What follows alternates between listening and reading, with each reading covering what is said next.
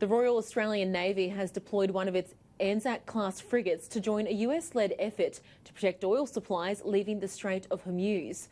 Tensions between the US and Iran have been escalating for months, with the contested waters considered even more dangerous in the past week.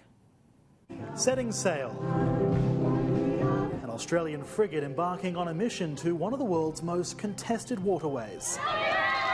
But not before the close to 200 sailors on board HMAS Toowoomba were given a proper send-off from loved ones. Those on board given the mission of helping guard oil tankers in the increasingly tense Strait of Hormuz. They've trained, they know what they're doing, and we have faith that they will be back safely. Bit tough on leaving the wife today.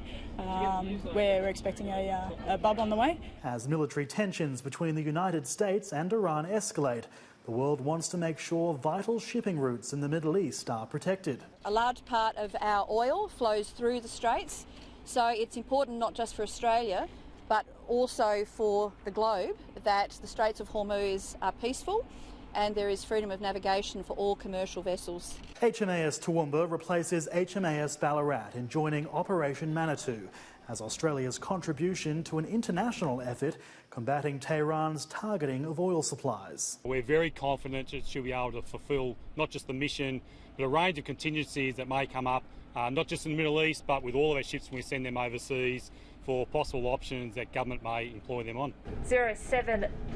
When she arrives, it'll be decided exactly what to do with her.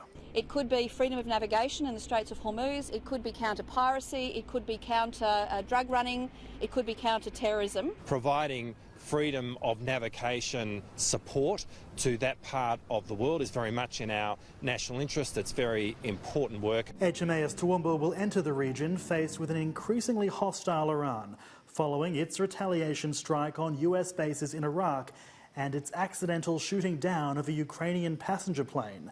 The government insists the safety and security of Australian troops and personnel is top priority. Those being deployed to the ship say it's well equipped. We look for de-escalation and we look for restraint. However, we are prepared to defend ourselves if need be.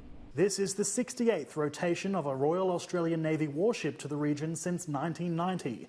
Scheduled to arrive in the Gulf within a fortnight and not due home until July, it may well prove Australia's most important mission to date.